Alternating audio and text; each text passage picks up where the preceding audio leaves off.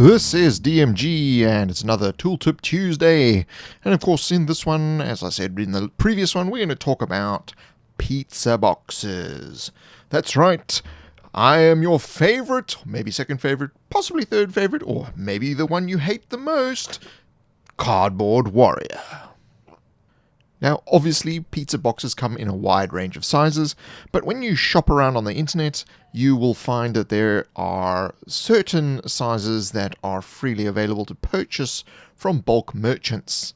Now, these bulk merchants tend to sell in quantities of 100 or more, which is fine for our purposes, and I would suggest that you get a 12 by 12 inch box.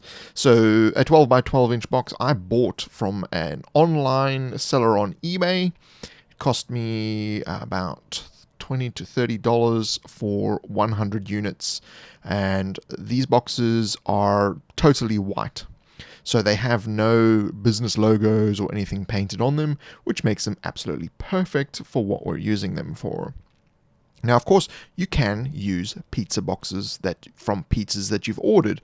The problem with that is sometimes those boxes have the oil from the cheese and that sort of thing on the base of the box. It's actually gotten into there. And you also have the logos of the company that you've ordered from sprawl all over the box. So that creates a few problems, but that doesn't mean that you can't use these as well. But in the context of creating terrain boards, these will probably better work when you've got a standardized size, because if you order pizzas from different companies, which I tend to do, I like to spread the love around. You get different sizes, different thicknesses, different heights, and sometimes different shapes. It's better to have square ones than rectangles. Then if you were just to follow the logic behind the cave tiles that I did, and you apply that to the wilderness tiles, which is what I've been doing, then of course you will be able to tile this in any way, shape or form. A simple 6x4 terrain board, which you'd normally use for wargaming purposes, is 24 pizza boxes.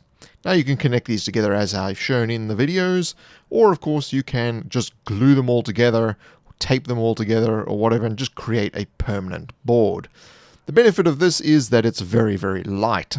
Of course, you can easily cut through it, so you don't need any special power tools or anything like that to actually get into this sort of terrain making. Of course, if you're wanting to make high quality terrain pieces, then of course you're eventually going to move into the more traditional material types. But this is really a place to start. You're wanting to get into terrain crafting and you don't have access to tools and things like this.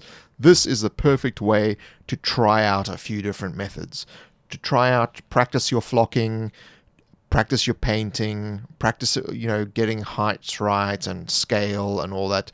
You can really use this as a way of prototyping what you're going to do on a much better quality board.